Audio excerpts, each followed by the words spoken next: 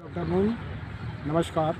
मैं हूं मिस्टर अनिल कुमार सिंह। आप देख रहे हैं द अर्थ नॉलेज चैनल। आज मैं आप लोगों को बिल्कुल ऐतिहासिक गंगा जमुना सरस्वती का जो संगम है उसके पास में लेके आया हूं। और यहाँ का एक वैदिक पीरियड से ही बहुत चर्चित तीर्थ स्थान रहा हुआ है और कहा जाता भी है कि तीर्थों के राजा प्रयागराज, जहाँ पर गंगा जमुना और सरस्वती तीनों नदियों का संगम मिलता है, उस जगह पे हम लेके आए हैं। तो पश्चिम डायरेक्शन में आप देखेंगे, दक्षिण डायरेक्शन में आप देखेंगे तो अरेल दिखाई दे रहा। अरेल का एरिया है जमुना का उस पार में, और जमुना जी हैं। और जमुना जी का जो गंगा और जमुना दोनों का जो मिलान हो रहा है बिल्कुल ठीक इस डायरेक्शन पे हो रहा है, जहाँ पर तीसरा नदी सरस्वती का निकलने का बताते हैं।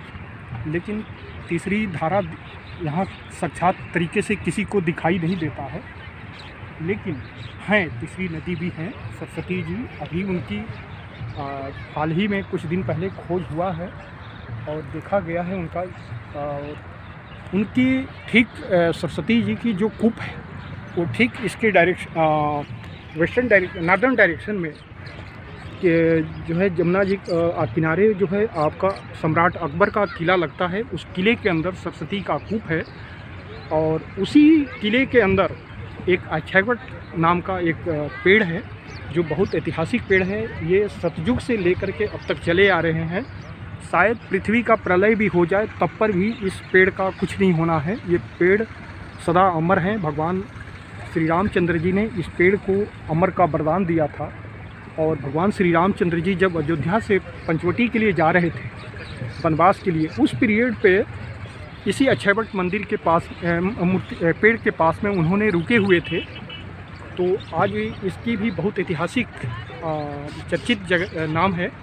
और ये तीर्थों के जो राजा प्रयागराज, जो सामने आपको ये गंगा की धारा दिखाई दे रही है, सामने अभी नए पुलों का निर्माण किया जा रहा है। जो इस साल का जो मेला जनवरी से शुरू हो जाता है और फरवरी का 15-20 फरवरी तक मेला रहता है।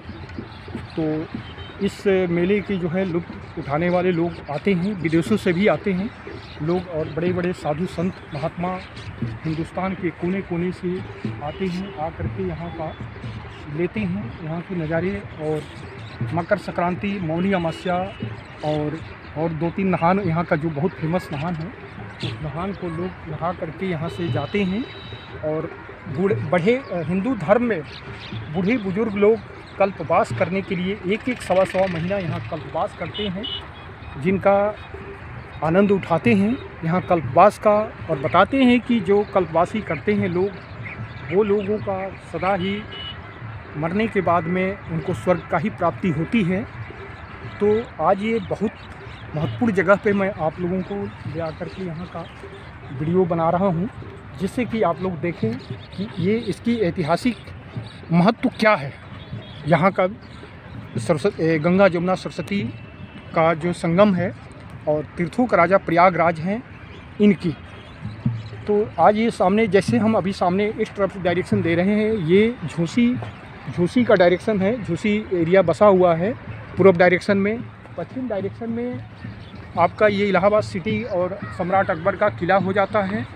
दक्षिण डायरेक्शन में नैनी अरेल का जो एरिया है, ये नैनी का एरिया और अरेल का एरिया हो जाता है। ये दोनों नदियाँ यहाँ से मिलने के बाद गंगा की एक धारा बन करके यहाँ से मिर्ज़ापुर विंध्याचल होते हुए बनारस के बाद में गाजीपुर के बाद में बलिया के रास्ते से ये जा कर के पटना के पास में घाघरा के साथ और सोन के साथ में मिल जाती हैं।